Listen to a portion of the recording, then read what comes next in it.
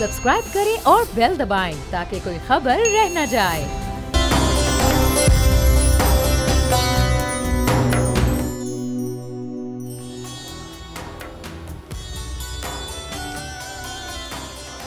बिस्मिल्लाहिर्रहमानिर्रहीम, अस्सलाम वालेकुम। मैं हूं आपकी होस्ट फरदा शुएब और आप देख रहे हैं दुनिया बोल है रमज़ान स्पेशल और मेरे साथ हैं तलहा जतोई। एक बहुत ही अफसोसनाक खबर से आपको आगाह करेंगे। अभी चंद घंटों पहले ही पता चला है कि कराची यूनिवर्सिटी के हुदूद में एक धमाका हुआ है जिसमें 5 अफराद जाँ बहक हो चुके हैं और 2 गैर मुल्की असातिज़ा भी जाँ बहक हुए हैं और मुतअद्दिद अफराद ज़ख्मी हैं। अब ये हादसा एक हादसा था या फिर इसके पीछे कोई तकरीबकारी थी? यकीनन तफ्तीश अभी जारी है वर्दा, क्योंकि जब भी ऐसे धमाके होते हैं तो फिर बहुत सारे एंगल से इन्वेस्टिगेशन होती है। सिलेंडर धमाका भी हो सकता है, खुदकुश धमाका भी हो सकता है, आईईडी ब्लास्ट भी हो सकता है। और यकीनन इन्वेस्टिगेशन के बाद ही एग्जैक्ट डिटेल सामने आएंगी कि किस तरह का ब्लास्ट था और फिर ही उस पर तफसीली बात की जाएगी। कोशिश करेंगे अपने शो में डिस्कस भी करें अपने नुमाइंदगान से और आला ओहदेदारान से कि क्या वाक़या था। लेकिन इस वक्त जो इब्तदाई तहकीकात है उसमें लग ये रहा है कि जो चाइनीज़ फैकल्टी थी उसको निशाना बनाया गया। वर्दा बिल्कुल हो सकता है। अब इस बारे में हम बात करेंगे, अगर हमारे नुमाइंदा हमारे साथ मौजूद हैं तो उनसे भी बात करेंगे, सवाल जवाब करेंगे। लेकिन उससे पहले हम चलते हैं बड़ी खबर की जानिब। कराची यूनिवर्सिटी की हुदूद में धमाका, 5 अफराद की जान ले गया, गैर मुल्की भी शामिल। धमाका हादसा था या तखरीबकारी, तहकीकात जारी। वज़ीर आज़म शहबाज शरीफ की शाही उम्रे की तैयारी, 76 अफराद का वफ़द सऊदी अरब रवानगी के लिए तैयार। शरीफ खानदान के 16 अफराद भी शामिल। शाही काफिला 27 रमज़ान को कूच करेगा। पीटीआई और इलेक्शन कमीशन आमने सामने। तहरीक इंसाफ का इलेक्शन कमीशन के दफातर के बाहर धरना खत्म हो गया, लेकिन तहरीक जारी, आने वाले दिनों में और जोर पकड़ेगी। और टेस्ला किंग का ट्विटर पर राज, अमरीकी अरबपति एलन मस्क ने ट्विटर का चार्ट संभाल लिया। ट्वीट बिंडर ने सोशल वेब की फरोख्त के साथ तारीख के सबसे बड़े ट्रेंड की खबर भी दे दी, जो कि है #इम्पोर्टेड हुकूमत नामंजूर। बड़ी खबरें आपने जानी, यकीनन उनको भी तफसीलन डिस्कस करेंगे। ट्विटर पर क्या इंपैक्ट आएगा इलॉन मस्क के नए ओनर बनने के बाद, उसको भी डिस्कस करेंगे। लेकिन ऑफकोर्स इस वक्त की सबसे बड़ी खबर है कराची में आज होने वाली धमाका। कराची यूनिवर्सिटी में इंतहाई अफसोसनाक खबर है ये, क्योंकि कराची में अमन का गहवारा था। हमारी फोर्सेस ने, हमारे इदारों ने बड़ी मेहनत के साथ अमन कायम किया था, लेकिन इस वक्त कुछ मुल्क दुश्मन अनासर हैं जो इस अमन को बर्बाद और तबाह करना चाहते हैं। और यकीनन आज ऐसा ही कुछ वाक़या हुआ।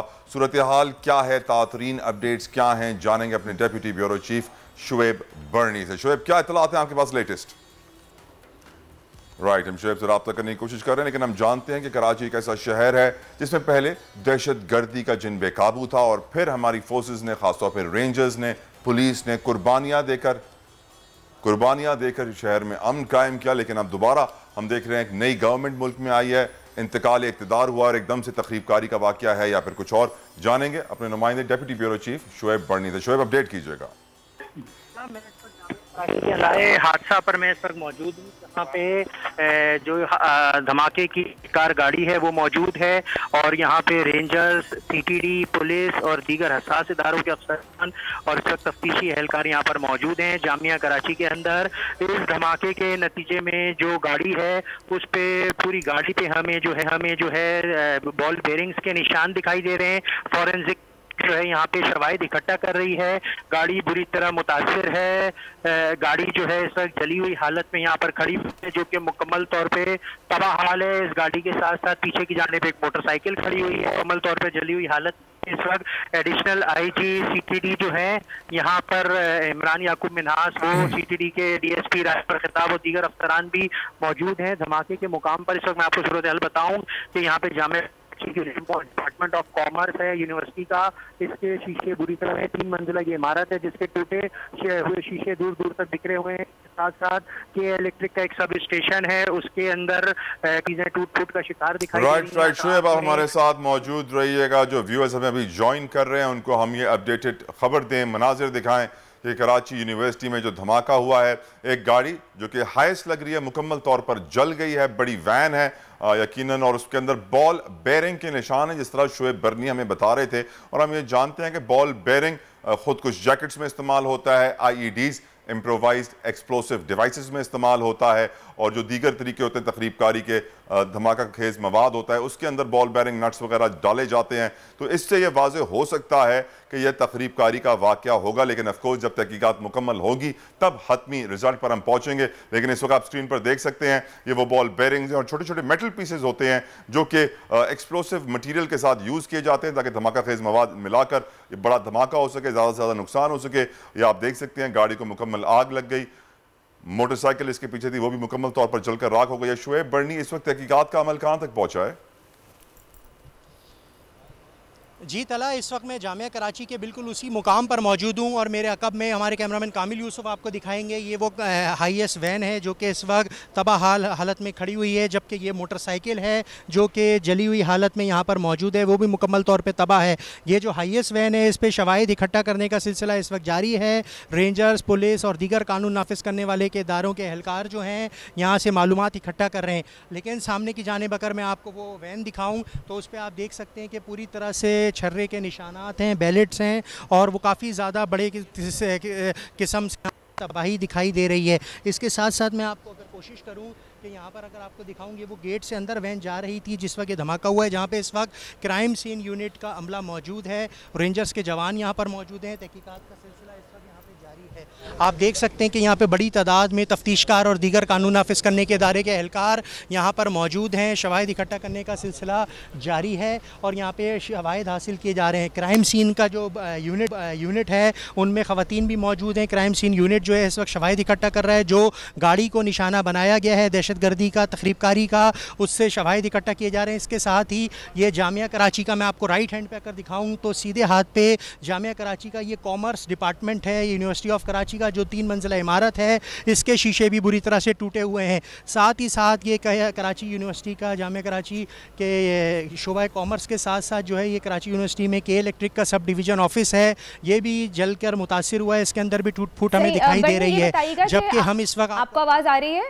बर्नी, ये बताइए, आप कराची यूनिवर्सिटी के हदूद में मौजूद हैं। पहली बात तो ये, कराची यूनिवर्सिटी में इतनी सख्त सिक्योरिटी होती है कि कोई भी विदाउट परमिशन या विदाउट कार्ड के एंट्री उसको अलाउड नहीं होती। अगर ये इस तरह के, जैसे कि आप बता रहे हैं कि छर्रे के निशान हैं गाड़ी पे और जिस तरह से हम सब जानते हैं कि ये इस तरह के तखरीबकारी में इस्तेमाल किए जाते हैं बम बनाने के ताकि बड़ा धमाका हो सके, तो क्या कहना है वहाँ पर जो अभी तफ्तीश जारी है कि किस तरह से ये एंट्री हो सकती है? जी देखें, इस वक्त यहाँ पर मेरे साथ एसएसपी ईस्ट अब्दुल रहीम शिराजी मौजूद हैं। मैं इनसे जानता हूँ कि इनके पास अब क्या अपडेट हैं। शिराजी साहब, हम इस वक्त लाइव हैं, बराह रास्त हैं। एसएसपी ईस्ट मेरे साथ इस वक्त बराह रास्त हैं। आप बताइएगा क्या इन्फॉर्मेशन अभी तक आपने कलेक्ट की है, क्राइम सीन पे क्या मालूमात है? एसएसपी इस वक्त हमारे साथ मौजूद हैं। जी, इसमें जैसे आप देख सकते हैं डिपार्टमेंट ऑफ कॉमर्स में डिपार्टमेंट ऑफ कॉमर्स में ये जो है कन्फ्यूशियस इंस्टीट्यूट है, जिसके अंदर ये चाइनीज़ कुछ फैकल्टी मेंबर्स थे जो कि इसमें तालीम व तदरीस का काम करते थे और ये अपनी रूटीन के मुताबिक यहाँ पर आ रहे थे। आपको पता है इनकी बोर्डिंग भी यहीं पर है। तो इसमें 4 चाइनीज़ थे। इस एंट्रेंस गेट की वजह से आपने देखा यहाँ पर एक एक्सप्लोजन हुआ, उसको भी हम एसरटेन कर रहे हैं कि वो आया कि ख़ुद कुछ था या दूसरा था। और उसके अंदर जो है अभी तक हमारे पास 4 कैजुअल्टीज़ की कंफर्मेशन, लेकिन चूँकि बॉडीज़ जल चुकी हैं तो उनकी कंफर्मेशन वो डीएनए और उसकी के बाद होगी।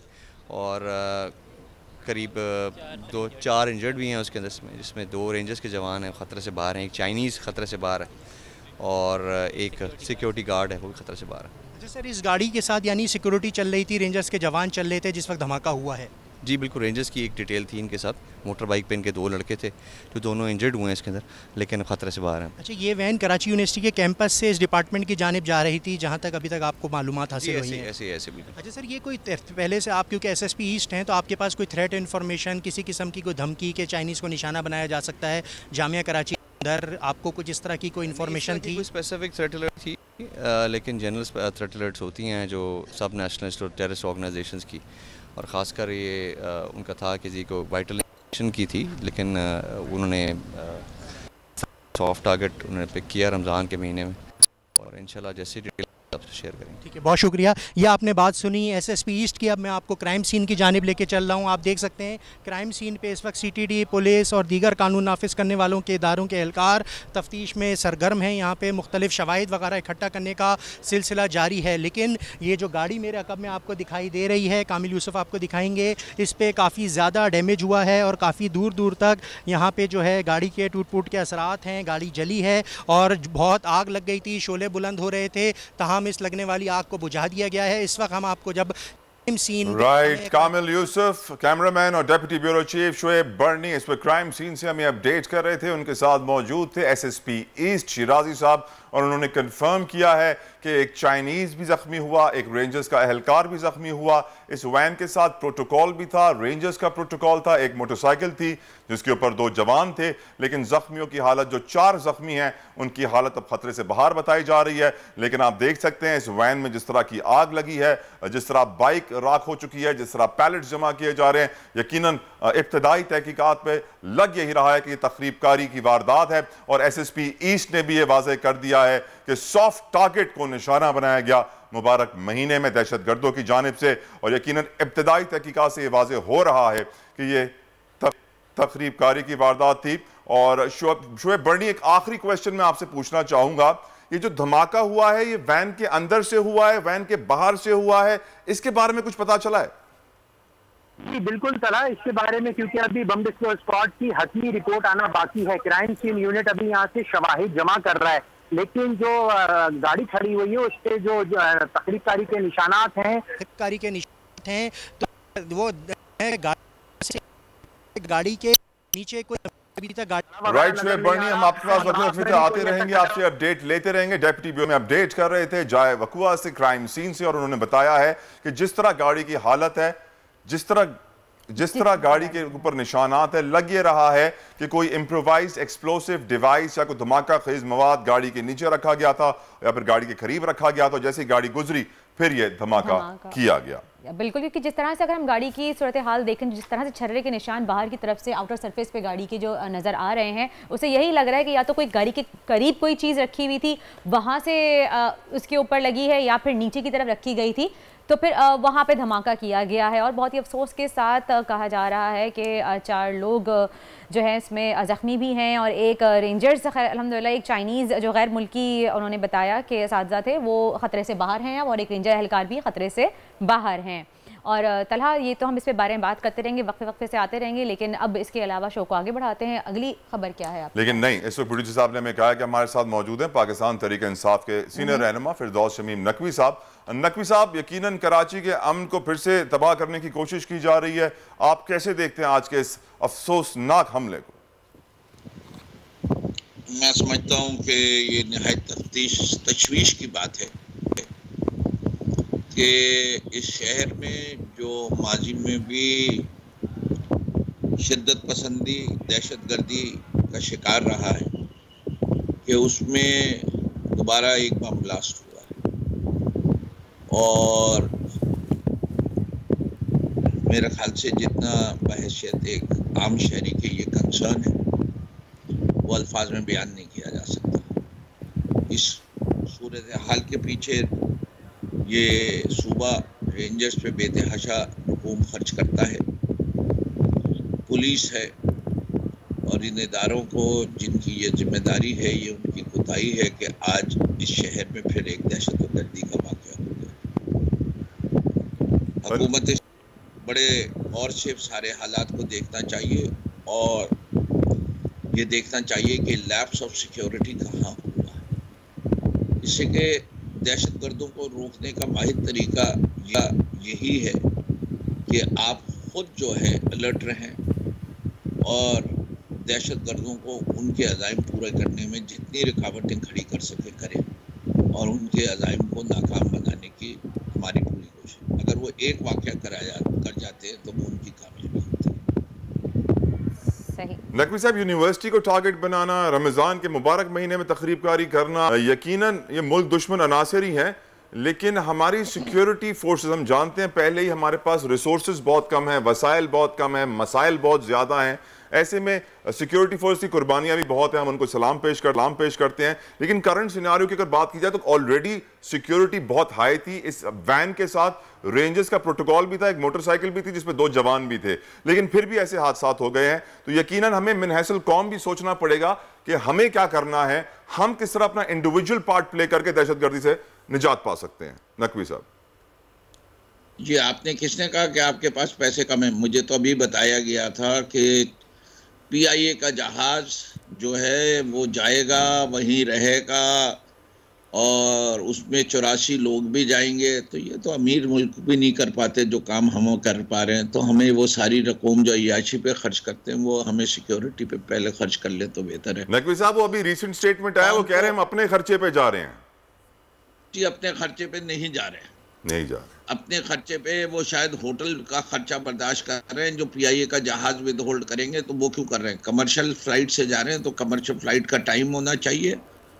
जहाज विद होल्ड करने का खत नहीं लिखना चाहिए था, या विड्रॉ करें। और नकवी साहब, लंदन से अलग फ्लाइट चल रही है और दुबई से भी अलग फ्लाइट चल रही है फैमिली को ले जाने के लिए।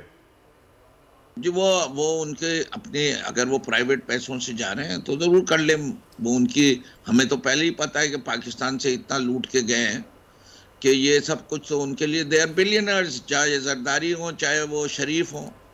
उन्हीं ने इस मुल्क को, दोनों ने कम से कम 15 बिलियन डॉलर का टीके लगाए हुए हैं।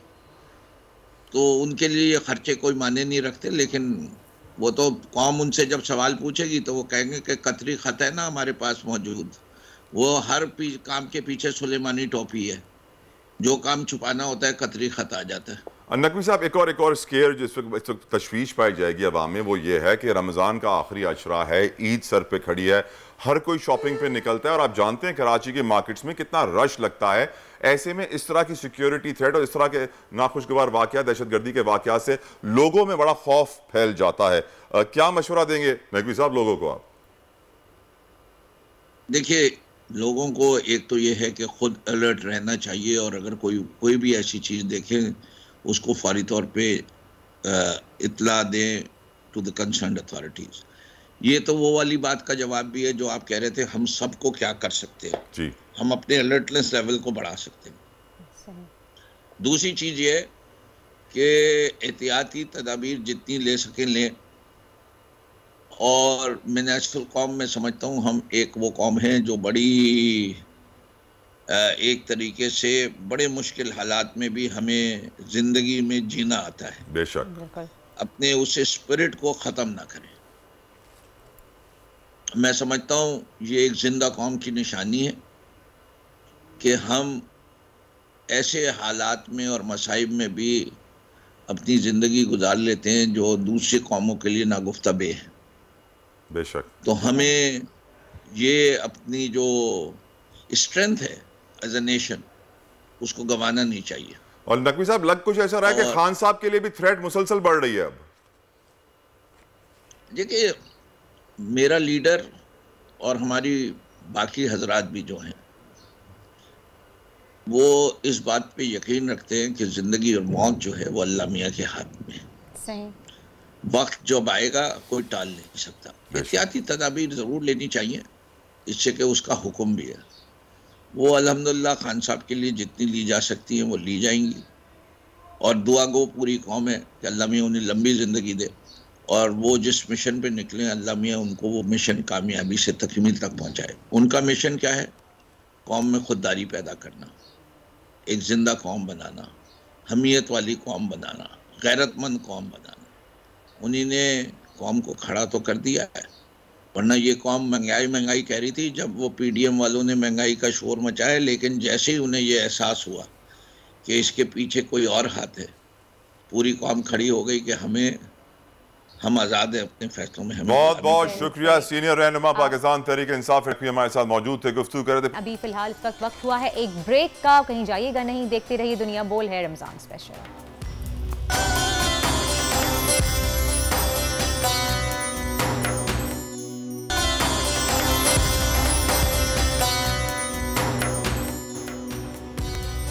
वेलकम बैक टू दुनिया बोल है। और आज हमारे साथ पाकिस्तान की एक बहुत ही अहम शख्सियत मौजूद है, हमारे साथ हैं जनाब कमांडर मोहम्मद, रिटायर्ड कमांडर मैं कहूँगी इनको, जाकिर साहब मौजूद हैं। ये एक ऐसी शख्सियत है कि उन्होंने नेवी में रहते हुए भी वर्दी पहन कर भी पाकिस्तान की खिदमत की और रिटायरमेंट के बाद भी ये पाकिस्तान की खिदमत कर रहे हैं। ये चेयरमैन कमांडर बिल्डर हैं और कमांडर सिटी एक बहुत ही मशहूर प्रोजेक्ट है। इनका एक 2040 कमांडर साहब का एक विजन है। कमांडर साहब चाहते हैं, इनका एक ख्वाब है, इनकी ख्वाहिश है कि हर पाकिस्तानी का अपना एक घर हो और सस्ते पैसों में। अब ये 2040 विजन क्या है, इस बारे में मैं चाहूँगी कमांडर साहब से खुद वो अपनी ज़बानी बताएं। जी कमांडर साहब, thank you so much for coming, आपने कीमती वक्त निकाला हमारे शो में आए। क्या है आपका विजन 2040? बिस्मिल्लाहिर्रहमानिर्रहीम।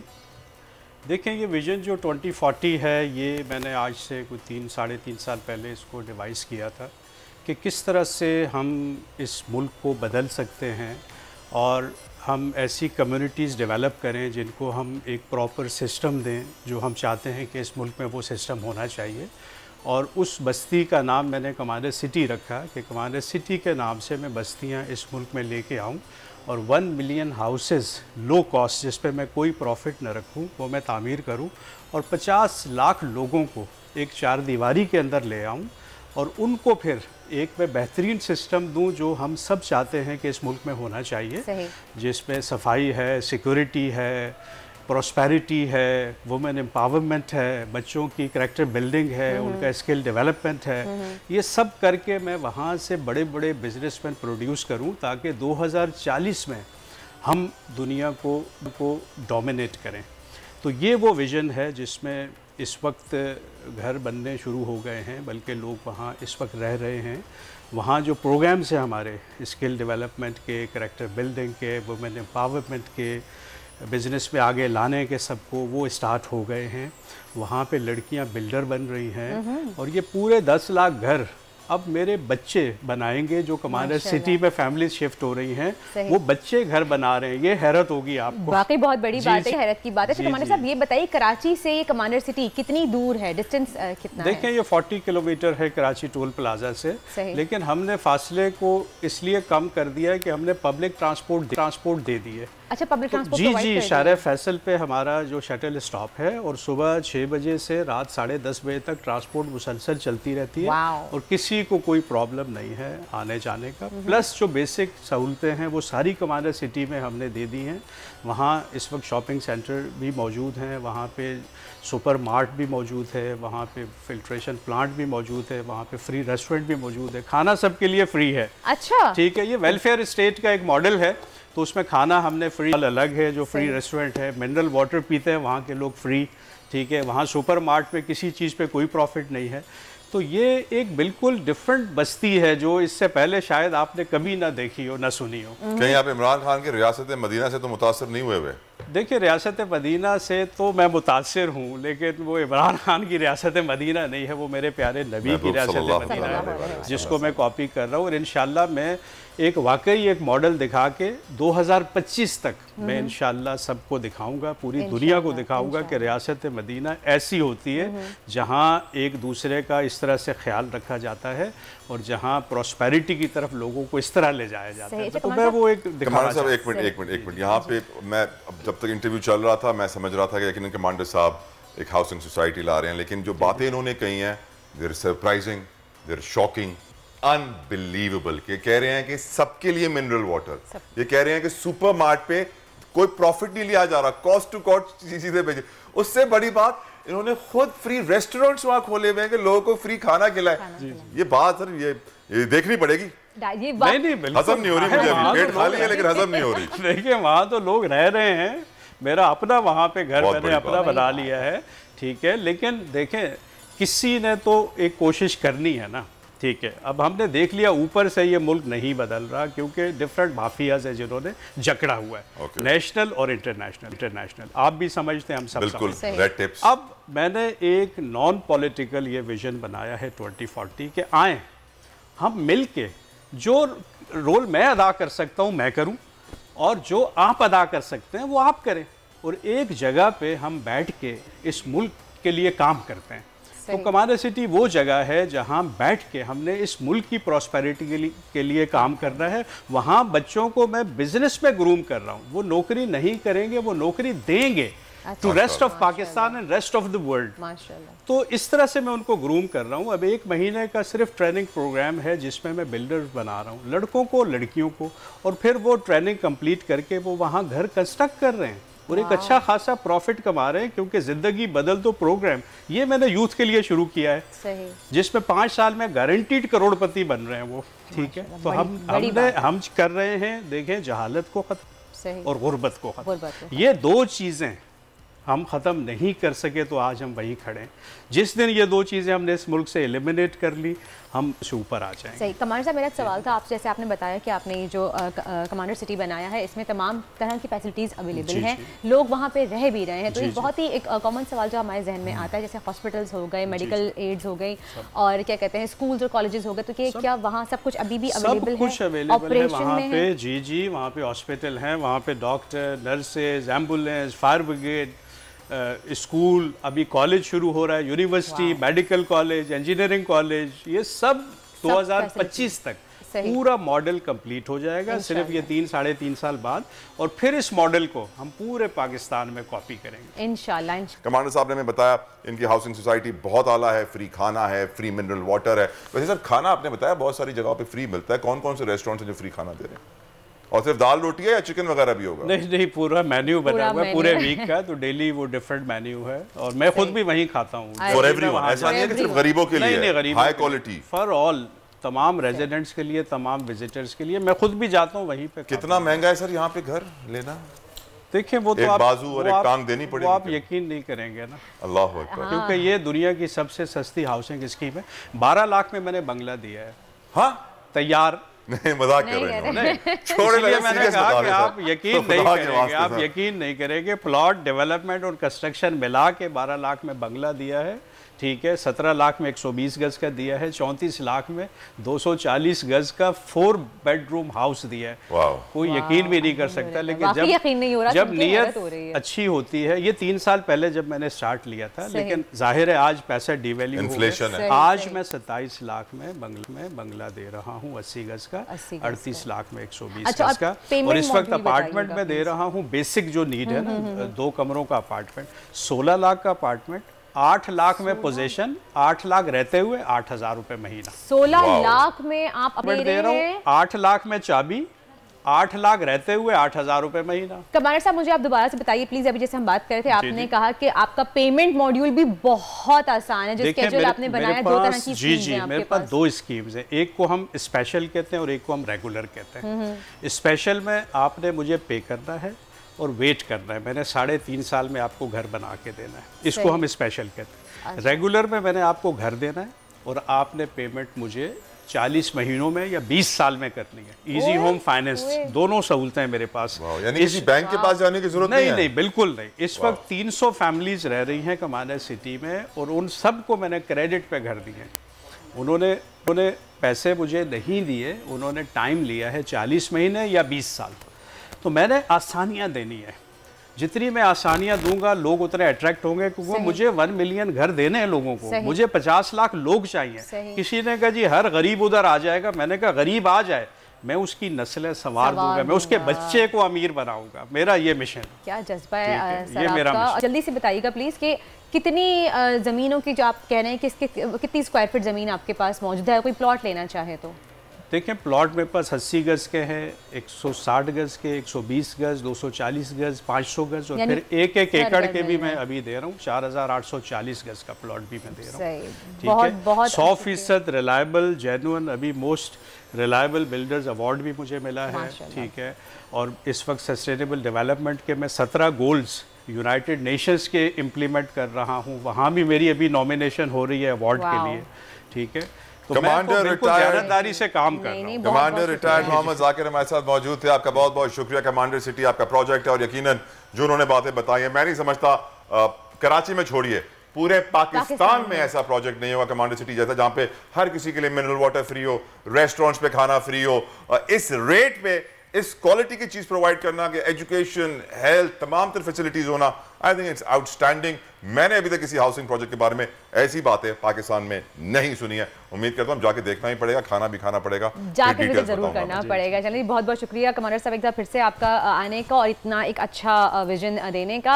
आगे बढ़ते हैं और शो को आगे बढ़ाते हैं, बात करते हैं हम अखवत फाउंडेशन की कि पाकिस्तान एक हम सब जानते हैं कि गरीब मुल्क है, लेकिन अल्लाह का करम ये है कि यहाँ इंसानियत का मयार इस हद तक बुलंद है कि हुकूमती और सरकारी इमदाद का इंतज़ार किए बगैर कई ऐसे आम लोग हैं जो अपनी मदद आपके तहत ऐसे बेहतरीन इदारे बनाने में कामयाब हो गए हैं, जिनसे एक हम मॉडल क्लास और विरासत का एक बदलने का हम उसको तरीका ले सकते हैं। जी हाँ वर्दा, जिस तरह कमांडर साहब को रियासत मदीना नबी करीम सल्लल्लाहु अलैहि वसल्लम के नक्श कदम पर, उनकी बताए हुए सुन्नत पर चलते हुए रियासत मदीना उन्होंने कायम करने की कोशिश की अपनी कमांडर सिटी में। उसी तरह एक और हस्ती है जिनका नाम है डॉक्टर अमजद, जो कि बानी है अखुवत फाउंडेशन के, जिन्होंने बेतहाशा लोन्स दिए हैं।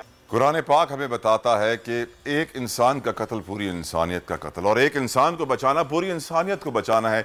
ऐसे में डॉक्टर अमजद साकिब जो काम कर रहे हैं, मैं समझता हूँ कि दोनों हाथों से उन्हें सलाम पेश करना चाहिए।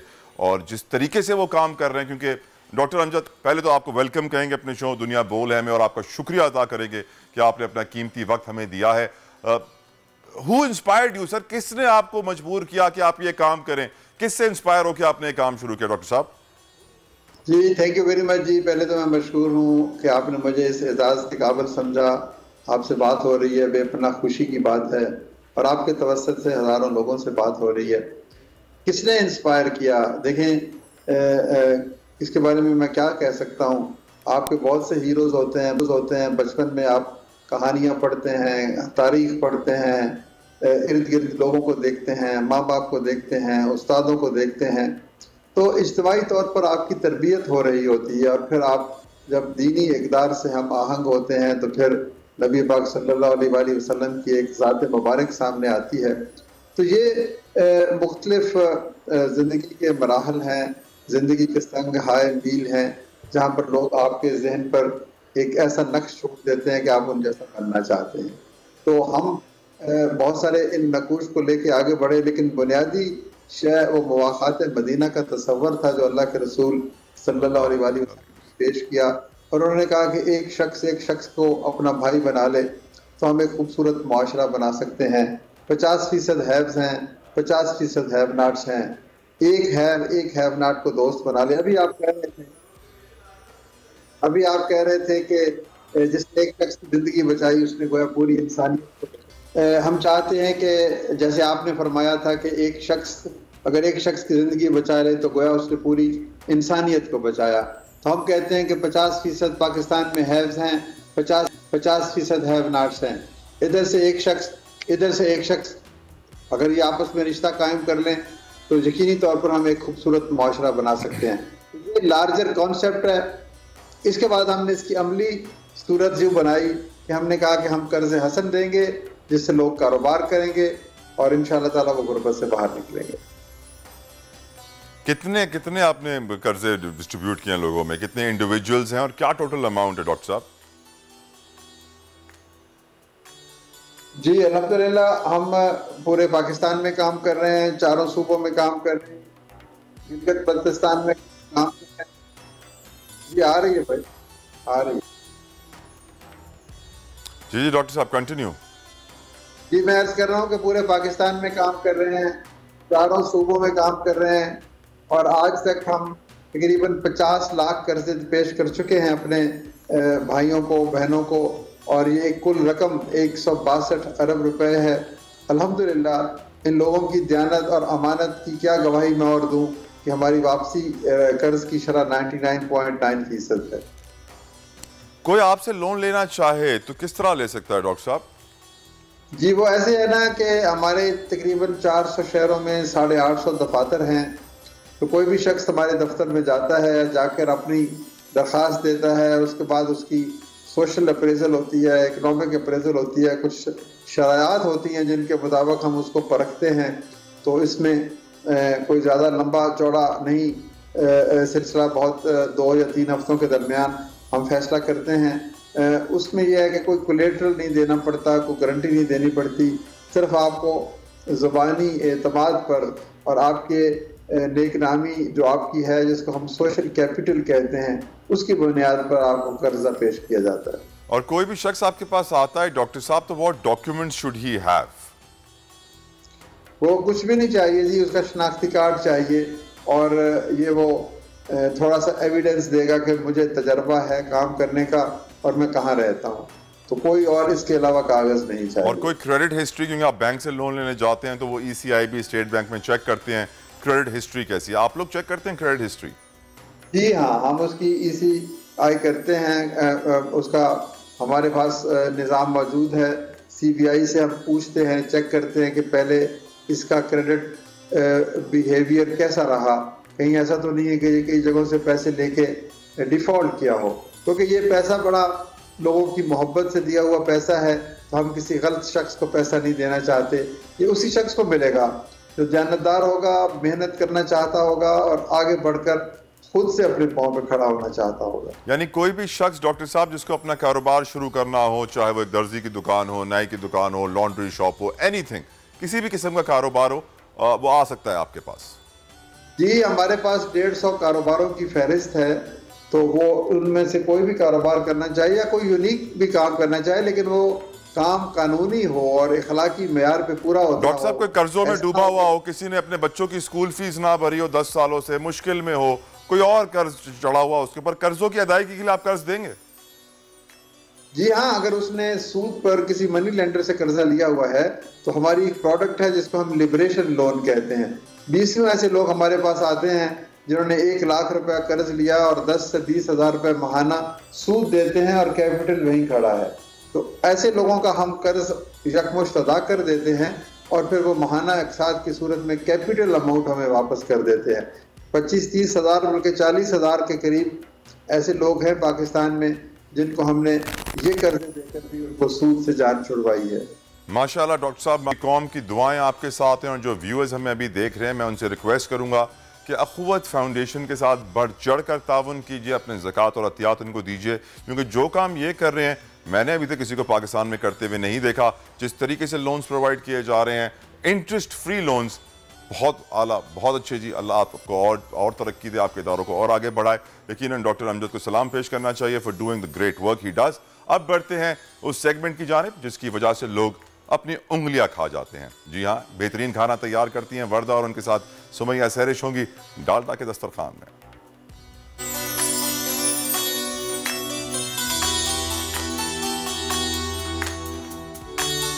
This segment is brought to you by Dalda लाया इस रमजान, ज्यादा बरकत ज्यादा बचत। डालडा।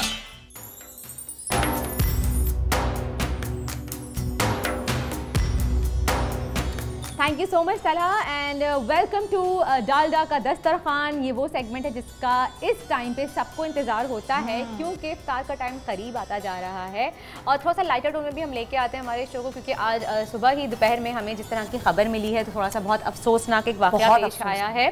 तो लेकिन the show must go on, ये हमारे लाइफ का हिस्सा है। बस हम दुआ कर सकते हैं कि अल्लाह ताला यहाँ पर ये जरूर कहना चाहूँगी, बिल्कुल अमान में भी रखे। वर्दा बिल्कुल सही कह रही है, लेकिन मजम्मत करते हैं, इस तरह के वाक़यात नहीं होने चाहिए। अल्लाह ताला आप सबको अपनी अमान में रखे और खासतौर पे अमन अमान की सूरत हाल है, अल्लाह ताला वो ठीक रखे पूरे मुल्क में। आमीन सुमा आमीन। आपने बिल्कुल मेरे मुंह की बात छीली सुमैया। मैं यही कहना चाह रही थी कि अमन अमान की सूरत अल्लाह ताला इस मुल्क में कायम और दायम रखे, क्योंकि बहुत मुश्किल से हमने इस चीज़ पे काबू पाया था अल्लाह के हुक्म से, लेकिन अब दोबारा इस तरह के वाक़यात अगर सर उठा रहे हैं तो ये बहुत ही अफसोस की बात है और डर भी लगता है और दुआ भी दिल से निकलती है। और इस माह रमज़ान की मुबारक महीना है और इसमें इस तरह के वाक़यात होना थोड़ा सा अफसरदगी की बात है बहुत ज़्यादा। बस अल्लाह ताला हम सबको अपने अमान में रखे और हमारे मुल्क को अपने साये में रखे, रहमो करम के। आमीन सुम आमीन। तो जनाब आगे बढ़ाते हैं शो को। जैसे कि आप देख रहे हैं कि डालडा का दस्तरखान में हम मौजूद हैं। डालडा के दस्तरखान में जब भी हम होते हैं तो आपके लिए कोई ना कोई अच्छी मज़ेदार सी रेसिपीज़ लेके आते हैं। आज हम क्या लेकर आए? सुमैया, मैंने आपसे कहा था कि जब आखिरी अशरा स्टार्ट होगा तो मैं मीठे पे ज्यादा जोर दूंगी, क्योंकि भाई देखिए ईद की दावतें होती हैं, इफ्तार की दावतें हो रही होती हैं, बच्चों की रोजा कुशाई भी आखिर के अशरों में होती है। 27वीं शब को लोग रोजा रखते हैं, आखिरी जुम्मे का रोजा रखते हैं, तो फिर लोग कहते हैं कि भाई मीठे में क्या बनाएं। लेकिन एक चीज है, मुझे यहाँ बहुत सारे पाइनएप्पल्स नजर आ रहे हैं, इसकी क्या वजह है? अगर हम मीठा बना रहे हैं तो इसमें पाइनएप्पल्स क्या करने वाले हैं? क्योंकि हम पाइनएप्पल का मीठा बना रहे हैं। ओके। और सोचिए आप पाइनएप्पल का हम क्या मीठा बना रहे होंगे मेहरान से? क्या बना रहे हैं? गैस तो कीजिए। सुमैया क्या भाई? हाँ? दूध रखा हुआ है यहाँ पर। सब कुछ मैं बता दूंगा तो गैस क्या करोगी आप? यार मुझे लग रहा है हम कुछ लबे शीरी टाइप बना रहे हैं, कुछ ऐसा कुछ बना रहे हैं। नहीं, करीब हूँ मैं नहीं। मेहरान के बारे में मैं आपको बताती चलूं कि मेहरान पाकिस्तान का वो वाहिद फूड ब्रांड है जो गुज़िश्ता 37 सालों से गवर्नमेंट ऑफ पाकिस्तान से बेस्ट एक्सपोर्ट परफॉर्मेंस अवार्ड जीतता आ रहा है। और ख़ास तौर पे अगर हम बात करें मेहरान के डिज़र्ट्स की, तो अक्सर लोग सवाल करते हैं कि मेहरान के डिज़र्ट में जिस तरह के बादाम पिस्तों का इस्तेमाल होता है क्योंकि ड्राई फ्रूट्स इसमें ऑलरेडी मौजूद होते हैं। अगर हम फिरनी की बात करें, खीर की बात करें, शुगर भी मौजूद होती है, शुगर भी होती है, चावल का उसको पीस के चावल को भी ऐड किया हुआ होता है। तो मैं बताती चलूँ कि क्वालिटी वाइज मेहरान कोई भी कॉम्प्रोमाइज़ नहीं करता। इसकी तमाम ड्राई फ्रूट्स इसमें इस्तेमाल किए जाते हैं, चावल इस्तेमाल किए जाते हैं, बहुत ही आला और बेहतरीन क्वालिटी के होते हैं और बहुत ही प्रॉपर तरीके से इसकी सील किया जाता है इसको कि आप बाआसानी इसको इस्तेमाल कर सकते हैं। सबसे अच्छी बात मुझे मेहरान की ये लगती है कि जब भी अगर कोई मीठा आपको बनाना है, खास तौर पे अगर आपकी नई नई शादी हुई है, आप खीर में हाथ डाल रहे हैं, खीर की रस्म कर रहे हैं आप, तो फिर वो उस वक्त बड़ी नर्वसनेस हो रही होती है कि हाय मीठा सही हो, कैसी बनेगी, चावल ज्यादा तो नहीं हो गए, कच्चे तो नहीं रह गए। तो आप इससे बनाइए, सिंपल आप मेहरान के आप खीर मिक्स ले आइए, फिरनी मिक्स ले आइए और आराम से इसमें खीर पकाई की रस्म कीजिए। बिल्कुल। अच्छा वर्दा, सिंपल रेशो है हमारा। मैं रेशो बता दूं सिमैया पहले कि 1 लीटर दूध में आप मेहरान का ये एक पैकेट, चाहे खीर का हो चाहे फिरनी का हो, ये एक पैकेट आप डालेंगे तो मीठा चावल सब चीज बैलेंस होगी। आपको अलग से कुछ डालने की जरूरत नहीं है। अगर कुछ वेरिएशन लेके आना चाह रहे हैं, जैसे आज मैं ला रही हूँ पाइनएप्पल खीर बना रही हूँ, वो भी मैं आपको बताती रहूंगी साथ साथ कि उसमें वेरिएशन कैसे ला सकते हैं। अब साथ साथ हमारे साथ गेस्ट भी है, हमारी गेस्ट हमारे साथ हैं और वो यकीनन किसी तारुफ की यूं मोहताज नहीं है कि उनको सभी तकरीबन जानते हैं। डॉक्टर फरा ईसा जैदी साहब हमारे साथ मौजूद हैं, रेडियोलॉजिस्ट हैं, अल्ट्रासाउंड के हवाले से बड़ी एक्सपर्टीज है इनकी। और इसके अलावा भी आजकल जो हम ये बात कर रहे हैं कि भाई जिस तरह के मसाइल हमें हो जाते हैं, तो उन मसाइल के हवाले से बहुत ज़बरदस्त अपना काम कर रही हैं, खिदमत अंजाम दे रही हैं। अस्सलाम वालेकुम, thank you for calling me. अरे नहीं, thank you so much for coming, thank you, बहुत बहुत बड़ी मेहरान की फैन हूँ। काफी हेल्प की है मेहरान ने मुझे कनाडा में। कनाडा में आपकी बहुत हेल्प की है। नई शादी होती है ना, उस वक्त जब कुछ पकाना नहीं आता होता। एग्जैक्टली तो ये आपको हेल्प बड़ा काम आता है। और हमारे पास डालडा भी है जिसपे पिछले 80 सालों से तमाम माओं का भरोसा है। और जब डालडा की बात आती है तो सबसे पहले हमारे जहन में एक अल्फाज आता है जिसको हम कहते हैं, एक लफ्ज आता है एतबार का।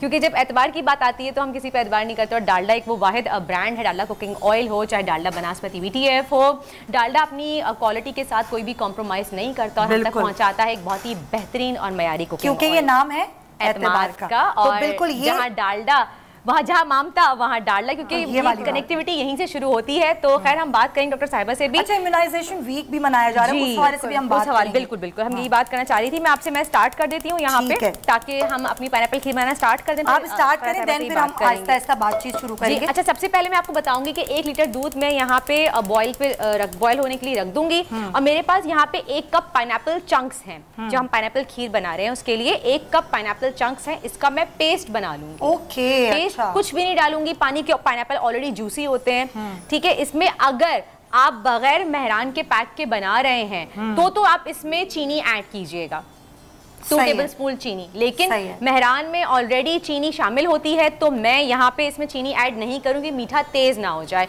इसको मैं पैन में सौते कर लूंगी, वो भी बताऊंगी क्यों सौते करूंगी, ठीक है जी। मैं इसको ब्लेंड कर लेती हूँ जब तक असमैया आप दूध जो है वो गर्म पे लगा दी। ठीक है जी। अच्छा जी, ये बड़ा इंपॉर्टेंट है कि आपने जब चीज बना रहे, खासतौर पे खीर। अच्छा, खीर पहले जमाने में, अब तो खैर हमारे लिए मेहरान ने आसानी कर दी है, लेकिन पहले जमाने में चावल भिगो के रखना, पूरी रात पकाना और चीनी के साथ, ही बड़ा मुश्किल डॉक्टर साहब, छोटी आंच पे, है ना, छोटी आंच पे बना करता था।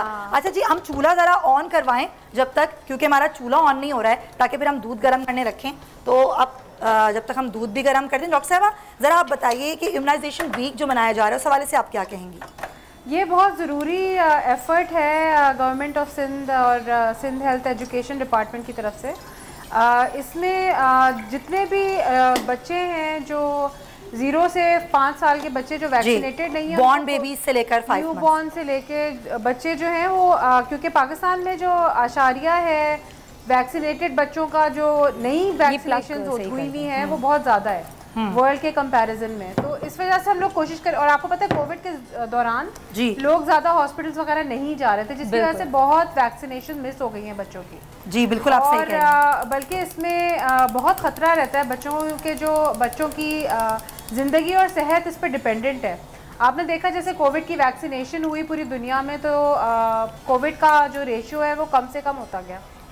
तो इसी तरह से बच्चों के लिए ये बहुत ज़रूरी है, क्योंकि जो मोर्टेलिटी रेट यानी कि हमारा पाकिस्तान का जो मोर्टेलिटी रेट है वो तकरीबन 81% पर है दुनिया के कंपैरिजन में। पूरी दुनिया में 8% है और हमारा 81% है, तो लेस देन 5 years old बच्चों का। तो हम कोशिश ये कर रहे हैं और कि इसकी अवेयरनेस फैलाएं, और जो लोग किसी वजह से नहीं करवा सके अपने बच्चों की वैक्सीनेशन, वो वैक्सीनेशन भी करवाएं। डॉक्टर साहब एक चीज़ मैं बड़ी इंपॉर्टेंट आपसे पूछना चाहती हूँ, क्योंकि जैसे मेरे साथ भी हुआ, मेरा छोटा बेटा जो है उसकी वैक्सीनेशन में कंप्लीट नहीं करवा पाई, तो उसकी वजह से इम्यून सिस्टम जी मिस हो गई।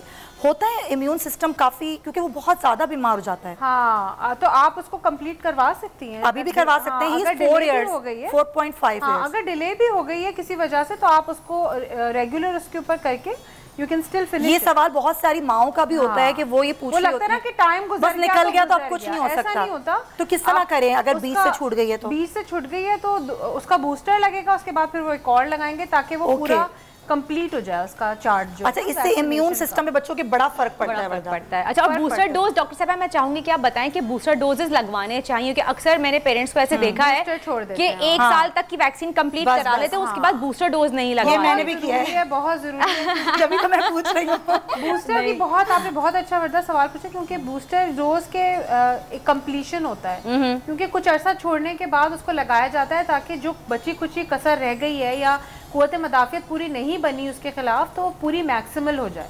और आपको पता है ये 10 डिजीज़ से प्रिवेंट करता है, जो कि इसमें काली खांसी, खसरा, पोलियो सबसे बड़ा प्रॉब्लम है। और आपको पता है इसकी वजह से हम काफ़ी दुनिया में हमारा नंबर जो है वो, क्योंकि पूरी दुनिया से, और अभी हम रियलाइजेशन के प्रोसेस से गुजर रहे हैं, रियलाइजेशन ही नहीं हो रही अभी तक। नहीं, लेकिन फिर भी अल्हम्दुलिल्लाह अब हम बहुत हद तक कवर कर चुके हैं। बहुत एक केस मेरे ख्याल से कोविड के ड्यूरिंग अभी हमारा 1 साल तक अभी पोलियो का कोई केस नहीं आया माशाल्लाह। तो अल्लाह करे नेक्स्ट 2 years हमारे लिए बड़े क्रिटिकल हैं कि हम पोलियो फ्री करार दे दिए जाएं।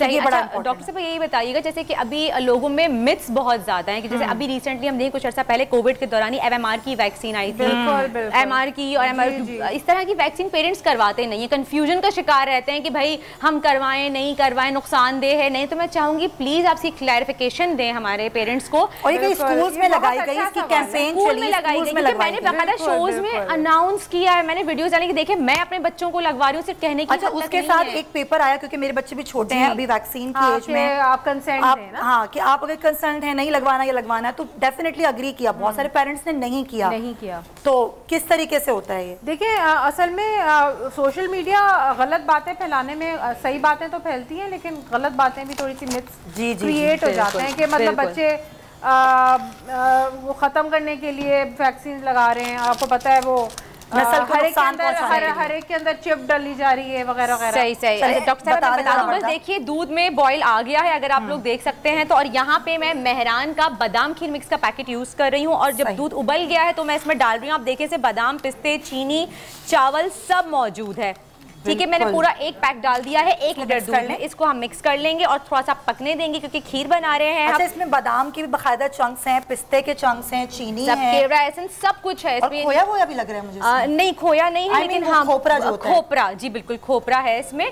इसके अलावा अलग से आपको कुछ ऐड करने की जरूरत नहीं है। आप देखिए कितना आसान है। अब मैंने जो पाइनएप्पल में इसको ब्लेंड करूंगी, पाइनएप्पल का पेस्ट बना के, उसके बाद मैं बताऊंगी कि किस तरह से उसको मैं फ्राइंग पैन में भूनूंगी ताकि दूध फटे ना, क्योंकि सबसे बड़ा सवाल यहाँ पे ये है, अगर अभी आप पाइनएप्पल पे आपने कुछ मिस्टेक कर दी ऐड करने में तो खीर फट जाएगी। उसके लिए मैं आपको बताऊंगी करना कि अभी फिलहाल हम चलते हैं तलहा की जाने, देखें तलहा क्या बता रहे हैं आपको, फिर वापस आएंगे तो फिर कंटिन्यू करेंगे। जी तलहा, ओवर टू यू।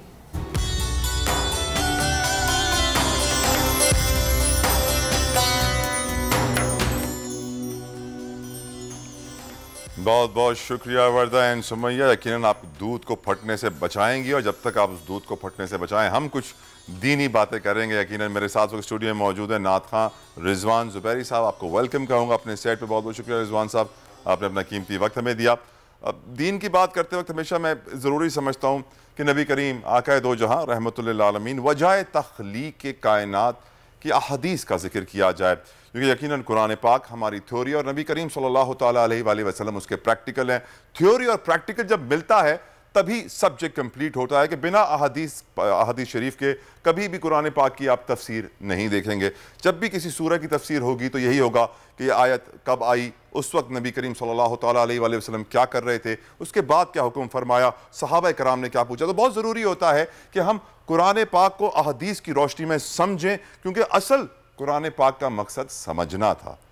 यकीनन हम समझने से बहुत दूर हो गए हमारे यहाँ। मेरे अपने बचपन में ऐसा ही हुआ कि जब बच्चे ने कुरान पाक मौलवी साहब से कंप्लीट कर लिया तो फिर खाना लगवाया गया, सबको ख़त्म करवाया गया कि मेरे बच्चे ने कुरान कंप्लीट कर लिया है। और फिर ये नहीं सोचा गया क्या इस बच्चे ने कुरान समझा। नहीं, मौलवी साहब ने अरबी में पढ़ा दिया है, भले समझा ना समझा, इसने अपना काम पूरा कर दिया। हकीकत ये थी उसको समझना बहुत ज़रूरी था, समझे बिना ज़िंदगी अधूरी। और जब मैंने कुरान पाक की तफसीर मुकम्मल की, बहुत ज़रूरी था तफसीर मुकम्मल करना, मेरी ज़िंदगी का उस वक्त नया मकसद शुरू हुआ। फिर मुझे समझ में आया कि हम हज, रोज़ा, नमाज, ज़कात, तौहीद यकीनन रुकन है इस्लाम के, इनसे हम हट नहीं सकते, इनको मानता हूँ मैं भी, लेकिन मैं शायद थोड़ा सा इसको बड़ी डेफिनेशन देता हूँ। मैं जब इनकी डेफिनेशन लेकर आता हूँ अहादीस और कुरान पाक की रोशनी में, जिसे उलमाए कराम शुबजात कहते हैं, वो हैं अकीदा, इबादात, मुआमलात, इखलाक। ये तमाम हज, रोज़ा, नमाज, ज़कात, तौहीद इन सब इसमें शामिल है, लेकिन मुआमलात और इखलाक बहुत ज़रूरी हैं। नबी करीम सल्लल्लाहु तआला अलैहि वसल्लम ने फरमाया, जो रोज़ा, जो नमाज इंसान को गुनाह से दूर ना करे, गलत काम से दूर ना करे, तो वो अल्लाह से करीब करने के बजाय अल्लाह से भी दूर कर देती है। तो मेरी ये ख्वाहिश है, मेरी ये दुआ है कि हम सब मुसलमान कुरान पाक की तफसीर अच्छी तरह से पढ़ें, उसको समझें, उससे प्यार करें, इश्क करें नूर अल्लाह से, क्योंकि कुरान पाक को भी अल्लाह ने अपना नूर कहा है। इसी बात पर मैं गुजारिश करूँगा रिजवान ज़ुबैरी साहब से कि वो अपना नजराना अकीदत आकाए दो जहाँ रहमतुल लिल आलमीन वजह तख्लीक़ कायनात नबी करीम मोहम्मद सल्लल्लाहु अलैहि वसल्लम के दरबार में पेश करें। बिस्मिल्लाह। रोक लेती है आपकी निस्बत तेरे जितने भी हम पे चलते हैं। रोक लेती है आपकी निस्बत तेरे जितने भी हम पे चलते हैं। ये करम है हुजूर का हम पर, आने वाले आज़ाब टलते हैं। ये करम है हुजूर का हम पर, आने वाले आज़ाब टलते हैं। वो समझते हैं बोलियां सबकी, वो ही भरते हैं झोलियां सबकी। आओ बाज़ारे मुस्तफ़ा को चलें, खोटे से के वहीं पे चलते हैं। ये करम है हुजूर का हम पर, आने वाले आज़ाब टलते हैं। अपनी औकात सिर्फ इतनी है, कुछ नहीं बात सिर्फ इतनी है। कल भी टुकड़ों पे उनके पलते थे, अभी टुकड़ों पे उनके पलते हैं। रोक लेती है आपकी निस्बत तेरे जितने चलते हैं, ये करम है हुजूर का हम पर, आने वाली आज़ाब टलते हैं, ये करम है हुजूर का हम पर,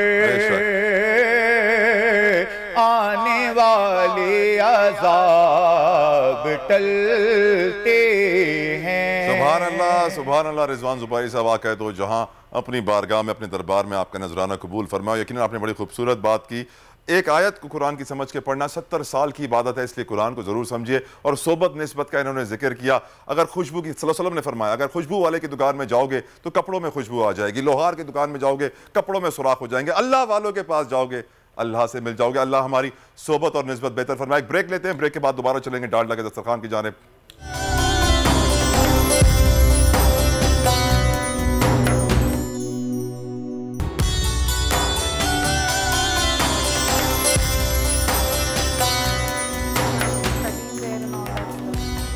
जी जनाब, welcome back after the break. आप देख रहे हैं दुनिया बोल है रमजान स्पेशल और देख रहे हैं हमारा सेगमेंट डालडा का दस्तरखान, जहां हम बना रहे हैं पाइनएप्पल खीर। ब्रेक पे जाने से पहले मैंने आपको बताया था कि पाइनएप्पल को मैंने ब्लेंड कर लिया था। अच्छा, एक चीज़, अभी तो हमारे रमजान चल रहे हैं, रोजे हैं, लेकिन आप लोग कैन वाले पाइनएप्पल्स लीजिएगा क्योंकि वो थोड़े से मीठे होते हैं। ठीक है जी, स्वीट एंड वाटर आपने पाइनएप्पल कैन लेना है और उसके बाद भी आप उसको, अगर रोज़ा नहीं है तो आप चख के देख सकते हैं। अगर आपको हल्की सी खटास महसूस हो तो आप 1 टेबल स्पून तक चीनी डाल के उसको ब्लेंड कर सकते हैं, और अगर मीठा है तो आपको चीनी एक्स्ट्रा ऐड ऑन करने की जरूरत चीनी ऐड की थी इसमें? मैंने इसमें थोड़ी चीनी ऐड की है एहतियातन। ठीक है जी। अच्छा, उसके बाद मैंने कुछ नहीं लिया, मैंने जस्ट एक नॉन स्टिक पैन लिया, चूल्हा गर्म किया, नॉन पैन को गर्म किया, उससे मैंने जो मिक्सचर पाइनएप्पल का पेस्ट बनाया था चंक्स को, उसको मैंने ड्राई कर लिया। देखिए इतना सा रह गया है ये। इसका चूल्हा खोल देंगे सुमैया? हाँ बिल्कुल, चूल्हा खीर करके हमने ब्रेक में चूल्हा बंद कर दिया था। मैं चाह रही थी आप लोगों के सामने हम करें। खीर हमारी ऑलमोस्ट तैयार थी। देखिए अच्छा, आप कितनी थिकनेस है खीर की। जी अच्छा, ये देखिए, अब ये जो मिक्सचर हमने पेस्ट बनाया है, आप देख सकते हैं इतना सा रह गया, पानी इसका पूरा खुश्क कर लिया हमने। इसको मैं अब खीर में ऐड कर दूंगी। ये एक पॉइंट है जिसमें आपको ध्यान रखना है कि आप पाइनएप्पल का पेस्ट, इसको पानी खुश्क करके इसका फिर आप इसको ताकि दूध खीर में डालें ताकि दूध ना फटे। अच्छा, यहाँ एक सवाल है जो भी हम ऑफ एयर भी कर रहे थे, क्योंकि बहुत सारे घरों में शीर खुरमा बनेगा और वो अच्छा भी बता दें बने मैं यहाँ पे पाइनएप्पल एसेंस डाल रही हूँ। अच्छा, पाइनएप्पल एसेंस है यहाँ पे, और मेरे पास है यहाँ पे येलो फूड कलर, क्योंकि पाइनएप्पल खीर बना रहे हैं हम। थोड़ा सा येलो फूड कलर इसमें मैं ऐड करूंगी, थोड़ा सा अच्छा लगेगा।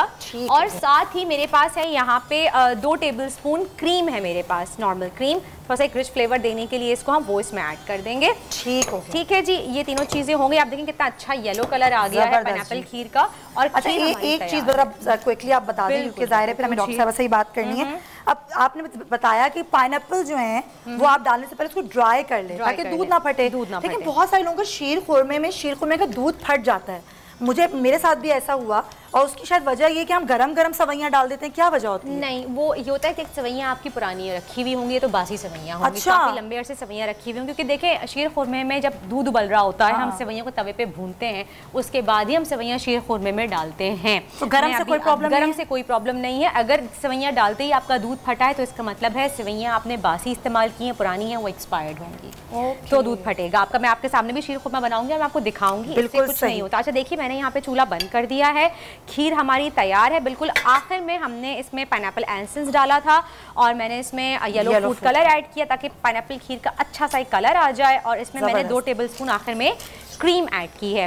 ठीक है जी, अब इसकी हम गार्निशिंग कर लेंगे। डॉक्टर साहिबा के पास मैं चलूंगी। आप मुझे बताइए, हम बात कर रहे थे एक तो वैक्सीन पे, MMR पे, और दूसरी बात, एक सवाल मेरा आपसे ये है कि बहुत से लोग ऐसे होते हैं, ख़वातीन की बात करें, मर्द हज़रात की बात करें, उनको अगर रेडियोलॉजी के हवाले से हम बात करें, उनको CT स्कैन कराने का बड़ा शौक होता है। इन द सेंस मैं शौक कहूँगी कि उनको वहम होता है कि ज़रा से चक्कर आए या उनको कोई घबराहट शुरू हुई, तकलीफ शुरू हुई, तो फ़ौरन कहते हैं CT स्कैन की तरफ जाएं, हमारा CT स्कैन करवा लें। हालांकि ये कितना नुकसानदेह है। एक चीज़ और भी होती है, बहुत सारे डॉक्टर्स भी रिकमेंड करते हैं, ज़रा सा गिर गए, चोट लग गई कि आप CT करवा लें, तो वो कितना हार्मफुल होता है। एक तो ये कि बहुत लोगों को पता नहीं होता, क्योंकि CT स्कैन में रेडिएशन शामिल है, तो डॉक्टर की इजाज़त के बगैर CT स्कैन कराना, क्योंकि लोग ख़ुद से भी आ जाते हैं CT स्कैन कराने, कुछ वहम हो रहा हो ये, लेकिन ये कि एक दफ़ा तो ठीक है, लेकिन रेपिटेशन में आप जो है वो इतनी रेडिएशन वाली चीज़ बार बार आप नहीं करा सकते। सही, तो ये नुकसानात क्या हैं इसके? डॉक्टर साहब मैं चाहूँगी कि आप प्लीज़ खुल के बताएं। इसे कैंसर भी हमसे कहते हैं। बिल्कुल बिल्कुल बिल्कुल ठीक कहा, वरना आपने आप रेडिएशन किसी भी चीज़ में होगी और ज़्यादा ली जाएगी तो वो सारे बॉडी में चेंजेस आपके करेगी और लॉन्ग टर्म में कैंसर कॉजिंग होता है। सही। तो कहते हैं कि साल में एक दफ़ा जो है वो अगर आपने करवाया सीटी तो इट्स ओके, लेकिन ये नहीं हो सकता कि आपने हर एक 2 महीने विदाउट 2 महीने में आप करवा रहे हैं, नहीं, और 6 महीने में अगर आप करवा रहे हैं और विदाउट अ रीज़न करवा रहे हैं। जिनको कैंसर हो गया है उनको ज़रूरी है उसका फैलाव देखना चाह रहे हैं डॉक्टर्स, तो फिर इट्स अ डिफरेंट थिंग। लेकिन ये कि और इससे बेहतर ये है कि अगर मैं आपके प्रोग्राम के तवज्जो से कहना चाहूँगी कि नॉन रेडिएशन वाले जो मोडालिटीज़ हैं रेडियोलॉजी की, जिसमें अल्ट्रासाउंड आता है जो कि वो आप करवा लें तो बेहतर है, क्योंकि अल्ट्रासाउंड में कोई रेडिएशन नहीं होती। MRI में भी रेडिएशन नहीं होती। अच्छा, MRI में भी नहीं होती। MRI में रेडिएशन नहीं होती, उसमें मैग्नेट्स का इस्तेमाल होता है तस्वीर बनाने के तो वो सेफ है। तो वो सेफ है, लेकिन अल्ट्रासाउंड तो बहुत इजीली आप जाके कभी भी चाहें आप 10 दफ़ा चाहें आप करवा। अच्छा, तो डॉक्टर साहब फिर ये क्यों होता है कि अक्सर डॉक्टर सबसे पहले CT स्कैन करवाते हैं, CT स्कैन में कुछ क्लियर नहीं होता, फिर MRI की तरफ जाते हैं? आई थिंक पहले MRI भी करवा रहे होते हैं फिर स्कैन करवा। डिपेंड करता है कि क्या प्रॉब्लम है, ब्रेन से रिलेटेड है या मतलब कोई मसल इंजरी है, जस्ट डिपेंड्स कि क्या वो देखना चाह रहे हैं। तो हर चीज सीटी पे नहीं दिखती और हर चीज MRI पे नहीं दिखती, तो वो जो भी प्रॉब्लम उनकी अच्छा अगर ब्रेन का किसी को कोई प्रॉब्लम है और जिसका ट्रीटमेंट भी हुआ है, चाहे वो कॉइल का हुआ हो या वैसे क्लिप इन उसका सर्जरी हुई हो, तो उसको कितने अरसे में MRI कितनी बार या CT स्कैन करवाना चाहिए डॉक्टर्स की रिकमेंडेशन पे ही? ये डिपेंड करता है कि किस वजह से उनको ये हुआ है, क्योंकि कभी कुछ लोगों को ट्यूमर्स होते हैं, और अगर ट्यूमर ना हो, ब्लीडिंग हो गई हो, ब्लीडिंग की वजह से तो ये है कि CT स्कैन किया जाता है जी, और MR भी करते हैं उसमें, और वो डिपेंड करता है कि अगर ठीक हो गए हैं तो फिर ज़रूरत नहीं है, कोई सिम्टम्स नहीं है तो फिर ज़रूरत नहीं है, डॉक्टर अगर नहीं समझता तो नहीं कराएगा। ठीक है, अगर सिम्टम्स आएंगे तो वो फौरन भेजेगा उसको। हाँ बिल्कुल सही। अच्छा, अभी हम बात करते हैं बच्चों की इम्यूनिटी पे, तो वो बहुत इंपॉर्टेंट मेरी बात थी। आजकल ज़रा सा कुछ होता है बच्चों की तबीयत ख़राब होती है, एंटीबायोटिक्स, हमारे डॉक्टर्स भी एंटीबायोटिक्स, उससे इम्यून सिस्टम बहुत बच्चों का मुतासर होता है। डॉक्टर साहब क्या करें, मैं खुद बहुत परेशान रहती हूँ कि अगर बच्चों को ज़रा सा फ्लू हो गया, फीवर हो गया, फौरन एंटीबायोटिक पे चले जाते हैं। जो एंटीबायोटिक देना मस्ट हो जाता है। असल में कुछ डिजीज जैसे टॉन्सिलाइटिस होता है, गला जो पक जाता है, उसमें तो एंटीबायोटिक लाजिम चाहिए होती है, क्योंकि वो बहुत खतरनाक है।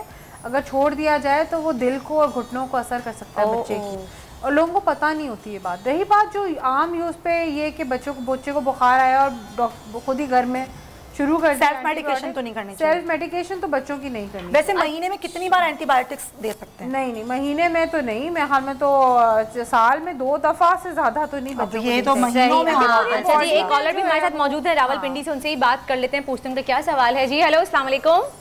वालेकुम सलाम। मोहम्मद अनवर साहब हमारे साथ हैं। मोहम्मद अनवर साहब, क्या सवाल करना चाहेंगे आप? वालेकुम अस्सलाम। जी अनवर साहब, हमें आपकी आवाज़ आ रही है, क्या सवाल करना चाहेंगे? मैं सवाल करना चाहता हूँ कि मेरा बेटा है, उसके टॉन्सिल्स हैं। अच्छा। गले में, तो वो काफी मतलब है, इलाज कोई बताएं उसका। कितना बड़ा है आपका बेटा, एज क्या है, उम्र? तकरीबन 16 साल। 16 साल का है। 16 साल का। अच्छा जी, बिल्कुल आपका जवाब देते हैं इसका अनवर साहब। अच्छा, डॉक्टर साहब भाई सवाल कर रहे थे कि इनका बेटा 16 साल का है, उसको टॉन्सिल्स का बहुत ज़्यादा इशू रहता है, तो उसका कोई इलाज बताएं प्लीज़। देखिए, पहली बात तो ये कि टॉन्सिल्स जब होते हैं बच्चे को तो पता होना चाहिए किस वजह से होते हैं। आपको पता है यूजुअली कुछ ठंडी मशरूबात पीने से गला पक जाता है, बच्चों को सूट नहीं करते। तो ये कि ये पहली बात है कि उनको सख्ती से मना होना चाहिए। दूसरी चीज़ ये इम्यूनिटी कैसे बढ़ाई जाए। हाँ, सबसे बड़ा तो सबसे इम्पोर्टेंट चीज़ ये है कि मैं जो पर्सनली मैंने एक्सपीरियंस किया है, और वैसे शहद का इस्तेमाल, यानी कि बच्चा जब दूध पीता है उसमें 1 चमचा शहद या मुंह में उसके शहद डाल दिया जाए once per day। दूसरा है कि विटामिन सी उनको देना। चूएबल टैबलेट्स आराम से मिलती हैं। कितनी एज तक के बच्चों की बता रही हैं आप? ये आप अगर ज़ाहिर छोटा बच्चा और 10 से कम हो तो आधी टैबलेट वो जो चूएबल आती है वो दे दें, और जो बड़ा बच्चा हो गया यानी कि 14 साल का, जिसका वजन बड़ों जैसा हो जाता है, तो फिर वो पूरी चूएबल टैबलेट खा सकते हैं। लेकिन हाफ दे सकते हैं आप, 10 हाफ दे सकते हैं आप आराम से। वरना अगर आप ऑरेंज जूस वगैरह उनको दे रहे हैं तो फिर ऑरेंजेस का इस्तेमाल कर रहे हैं। और स्पेशली जब ठंड की या फ्लू का चल रहा होता है, आपको पता है सबको चल रहा है बिल्कुल, तो और मौसम जब तब्दील होता है तो उस वक्त ज़्यादा ज़रूरत होती है इन चीज़ों की। डॉक्टर साहब अभी बता दें, अभी फिलहाल क्या किया जाए? रमज़ान भी है, हम सारे ठंडे मशरूबात भी पी रहे होते हैं, तो अभी क्या करें? अभी तो मेरा ख्याल है कि जिनका गला बहुत आसानी से पक जाता है उनको तो अवॉइड करनी चाहिए ये चीज़ें, क्योंकि देखें द थिंग इज़ के ख़राब होगा गला तो लेना ही पड़ेगा। द अदर थिंग इज़ की इम्यूनिटी हमेशा अपनी ऊपर रखें। एक और टोटका जो मैंने खुद अपने मेरे बच्चे को बहुत खांसी होती थी छोटा जब था, तो आपको भी शायद पता होगा, वर्दा आप तो एक्सपर्ट हैं, कि ऑलिव ऑयल में हल्का सा जो अजवाइन कड़कड़ा लें। हाँ, अपने बोतल में रख लेती थी, तो वो चेस्ट पे वैसे बड़ी स्मेल आती है बच्चों में से, अचार जैसे लगते हैं बच्चे, लेकिन चेस्ट पे अगर आप लगा लेना तो बड़ा इफेक्टिव होता है बहुत। और मैंने ये बहुत अपने फ्रेंड्स को बताया है। डॉक्टर फराह साहब बहुत शुक्रिया, thank you so much. Thank you so much, बहुत बहुत शुक्रिया। अच्छा, यहाँ पर खांसी की बात हो रही है या उसकी बात हो रही है, तो मैं ये बात भी शेयर करना चाहूँगी कि आप 7 दाने बड़ी इलायची के ले लीजिए, 5 दाने आप छोटी इलायची के ले लीजिए, उसको आप बिल्कुल तवे पे जला लीजिए या चूल्हे पे जला के बिल्कुल राख कर लीजिए उसको। फिर बहुत ही हल्के हाथ से एहतियात से उठा के आप उसको प्याले में डालिए, चम्मच से आप उसको हल्का सा प्रेस करेंगे, वो बिल्कुल राख है तो बिल्कुल पाउडर बन जाएगा। उसमें आप 1 टीस्पून शहद में मिला के, अगर बच्चे को खुश्क खांसी है या बहुत ज्यादा खांसी हो रही है कि मुंह बंद नहीं हो रहा, तो वो आप बच्चे को चटाते रहिए चलते फिरते, तो इससे लाजमी इंशाअल्लाह इफाका होगा अल्लाह के हुक्म से, और खांसी जो है वो इंशाअल्लाह। ये आजकल बड़ों का, बच्चों का, सबका इशू है, सबको दे सकते हैं, ड्राई खांसी और कफ जो है बहुत ज्यादा। बिल्कुल। अच्छा, और ये देखें आपके सामने पाइनएप्पल खीर तैयार है, कितनी आसानी से हमने बनाई, और ये देखें कितनी यमी लग रही है। येलो कलर हमने इसमें फूड कलर ऐड किया तो पाइनएप्पल का थोड़ा सा फ्लेवर आ रहा है। पाइनएप्पल से आप इसको गार्निश कर सकते हैं, फ्रिज में रखें, ठंडा करें, इसको एंजॉय करें। ईद के लिए एक और डिश आपके लिए आ गई है, पहले तो हमने आपको और भी मजीद मीठे सिखाएंगे, और भी मजीद मीठे सिखाएंगे, अभी तो पूरा टाइम बाकी है। और ईद स्पेशल शो भी हम करेंगे आपके, तो ईद पे स्पेशली हम एक ट्रांसमिशन करेंगे आपके, जिसमें हम आपको बनाना सिखाएंगे कि क्या क्या खाने, किस तरह के मजे रेसिपीज आप ईद पे बना सकते हैं। तो फिलहाल अपनी इफ्तार को आप एंजॉय कीजिए पाइनएप्पल खीर के साथ, मेहरान की और कोको कोला के साथ एंजॉय कीजिए, डालडा में खाने। और आप ये रेसिपी लेकर जाएं तलहा के पास, क्योंकि हमें जाना है तलहा के पास। बिल्कुल जी, तलहा, ओवर टू यू।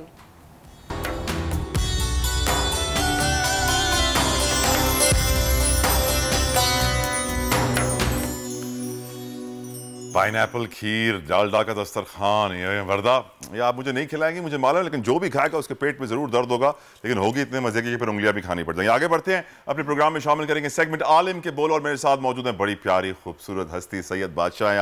आपका नाम है मोहम्मद अली शाह साहब, आप प्रिंसिपल हैं मरकज़ जामिया नूरुल कुरान के, जो तलबा के लिए और तालिबात के लिए आपका पास जामिया सैयदा कायनात है। सुभान अल्लाह अज़ीम व बिहम्दी, खूबसूरत हस्ती हैं सैयद बादशाह हैं। शाह साहब, पहला सवाल आपसे पूछना चाहूँगा, खुद एहतसाबी, मैं हमेशा अपने दोस्तों को कहता हूँ कि क़यामत के रोज़ अल्लाह आपका मीज़ान करेगा, फरिश्ते खड़े होंगे मीज़ान करने के लिए, वो देखेंगे कि आपने नेकियां कितनी की हैं, गुनाह कितने किए। अक्लमंद वो है जो इस दुनिया में अपना मीज़ान खुद करे, खुद हिसाब करे, खुद एहतसाबी कितनी ज़रूरी। शाह साहब। बिस्मिल्लाहिर्रहमानिर्रहीम। इमाम तिरमिज़ी ने इसको तिरमिज़ी में नकल किया कि अल्लाह के प्यारे हबीब सल्लल्लाहु अलैहि वसल्लम ने शाह फरमाया, अक्लमंद इंसान वो है जो अपने नफ्स का ख्याल रखे, यानी अपना एहतसाब करे। सैयद उमर फारूक फरमाते हैं अमीरुल मुमिनीन कि इससे पहले कि तुम्हारा अमाल नामा पेश हो, अपना मुहासबा खुद कर लो, यानी अपने आप को खुद टटोल लो कि हम कहाँ खड़े हैं। हज़रत माह रमज़ान आया, पहला अशरा रहमत का चला गया, जो सालीन थे वो रहमतें लूटते रहे, दूसरा अशरा मग़फ़रत का आया, मग़फ़रतें होती हुई मेरे जैसा गुनाहगार गफलत की चादर ताने सोता रहा, अब आखिरी अशरा आ गया जहन्नम से आज़ादी का। माह रमज़ान में गुनाह आम दिनों में ही सख्त है, लेकिन जैसे हुदूद हरम में गुनाह 1 लाख के बराबर है, जैसे नेकी 1 लाख पर 1 है, गुनाह भी 1 पर 1 लाख है। तो अब इसमें ख़ास तौर पर हमारे जितने नाज़रीन सामीन सुन रहे हैं, हमें सबको ये समझना चाहिए कि माह रमज़ान में हदीस पाक के मुताबिक एक गुनाह करने पर 1 साल के अमाल अखारत हो जाते हैं, और अब तो आखिरी अय्याम रह गए। हमने गफलत में उस रमज़ान को गुजार दिया कि हमारे प्यारे आका जो सैयदुल मासूमीन हैं, जो इमामुल अंबिया हैं, आपका ये था कि उम्मुल मुमिनीन फरमाती है कि आपके चेहरा मुबारक मुतग़य्यर रहता, आप अपना बिस्तर अलग कर लेते और गिड़गड़ा कर अल्लाह के हुजूर दुआएं मांगते, यानी तालीम उम्मत के लिए। हुजूर तो वो हैं जिनके वसीले से दुआएं कबूल होती है, तो वो घराना है। तो मैं तमाम नाज़रीन सामीन से कहूँगा, खुदारा वो दिन, अहम दिन अब आ गए जिसमें लैलतुल क़द्र को पाना है, आखिरी अशरा है। वो मिंबर पर हुजूर की दुआ हमें याद रखनी चाहिए कि जब आपने मिंबर पे कदम रखा 3 बातें इरशाद फरमाई। नंबर 1 कि जो मेरा नामे नामी इसमें ग्रामी मोहम्मद सल्लल्लाहु अलैहि वसल्लम सुने और मुझ पर दुरूद पाक ना पढ़े, हम मुकम्मल पढ़ें सल्लल्लाहु अलैहि व आलिहि वसल्लम, मुकम्मल पढ़ें। फरमाया बखील है वो तबाह बर्बाद होगा, उसकी नाक खाक आलूद हो जाएगी। दूसरा, जो माँ बाप को बुढ़ापे में पाए और अपनी उनकी खिदमत करके रब को राजी ना कर सके, तो मैं कहता हूँ बदबख्त हैं जो माँ बाप को बुढ़ापे में पाकर उनकी खिदमत न कर सके। सादतमंद माँ बाप की कदर करता है जवानी में भी, और जब वो बुढ़ापे में आ जाए तो ज़्यादा करता है कि अब उनकी ज़रूरत है। तीसरी बात जो माह रमज़ान के हवाले से कि जो माह रमज़ान को पाए और इसमें इबादत कर कर अपने रब को ना राज़ी कर सके, अपनी मग़फ़िरत ना करा सके, तो वो फरमाया उसकी नाक खाक आलूद हो, वो हलाक हो जाए। तो खुदारा अपने आप को मैं आप हलाकत से बचाएं, बर्बादी से बचाएं, अपने नफ्स को कंट्रोल करें। ये चंद अय्याम रह गए, माह रमज़ान के चंद दिन है, इनकी कदर कर लें। और ये शुक्राने नेमत में से भी है कि माह रमज़ान पाया है, शुक्र किया है, नमाज बाजमात अदा करें, शुक्र किया है, दुरूद पाक की कसरत करें, गुनाहों से बचें, हमारी ज़ात से किसी को तकलीफ़ ना हो, हुकूकुल्लाह के साथ हुकूकुल इबाद का भी ख्याल करें, और ख़ास तौर पर लैलतुल क़द्र पाने के लिए जुस्तजू को बढ़ा दें। तो इसमें ख़ास तौर पे मैं गुजारिश करूँगा कि माह रमज़ान का आखिरी अय्याम है, खुदारा अपना मुहासबा करें, हमने माह रमज़ान में क्या पाया और क्या खोया। अब ये दिन आखिरी रह गए, फिर लैलतुल जायज़ा आने वाली है जिसमें जितने माह रमज़ान में बख्शे गए आखिरी रात में उन सब के बराबर बख्शे जाएंगे। तो सहर और इफ्तार का कीमती वक्त है, गिड़गड़ा कर अल्लाह के हुजूर दुआएं मांगे। सैयदा तय्यबा ताहिरा माँ खातून जन्नत सलामुल्लाह अलैहा जुम्मे के दिन ख़ास तौर पे असर से मगरिब हुजरे में बैठ जाती। सैयदा फ़िज़ा रज़ी अल्लाह ताला अन्हा जो आपकी खादिमा थी, उनके ज़िम्मे था कि जब वो सूरज गुरूब होने लगता सैयदा को खबर देती, सैयदा बतूले ज़हरा शहदादिये कौनैन जन्नत की मलका, दुआ के लिए हाथ उठा लेती, अल्लाह के हुजूर दुआएं मांगती, रात भर मुसल्ले पे खड़ी रहती। मखदूम कायनात जो कतई जन्नती हैं, जिनके वसीले से लोग बख्शे जाएंगे, जिनके वसीले से दुआएं कबूल होती हैं, ये वो दर है जो भी दरे बतूल के मंगतों में आ गया, समझो मेरे हुजूर की नज़रों में आ गया। तो मखदूमा कायनात को मैं अपनी बहनों को कहूँगा आइडल बनाएं, दुआ की कसरत करें, सहर इफ्तार में अल्लाह से दुआएं मांगे, गिड़गड़ाएं, रब को राजी करें, पाकिस्तान और उम्मत मुस्लिमा की सलामती के लिए दुआ जरूर मांगे। सुभान अल्लाहिल अज़ीम व बिहम्दिही अस्तग़फिरुल्लाह व असलु मिन फ़ज़लिही। मोहम्मद अली शाह साहब ने जो खूबसूरत बातें की, सवाल मेरे पास बहुत थे, वक्त की कमी है, मजबूर हूँ, आपका बेहद मशकूर और शुक्रगुजार हूँ कि आप आए और आपने इतनी खूबसूरत बातें कहीं। और आपकी सारी बातें सुनने के बाद मेरा दिल चाह रहा था कि मैं अदब के ऊपर एक सवाल पूछूं, अदब की इंपॉर्टेंस आपको बताऊं। इंशाल्लाह अगले प्रोग्राम में हम अदब को डिस्कस करेंगे आलिम के बोल के साथ। तलहा जतोई को इजाज़त दीजिए, अपना बहुत ख्याल रखिएगा। अंटिल नेक्स्ट टाइम, अल्लाह हाफ़िज़।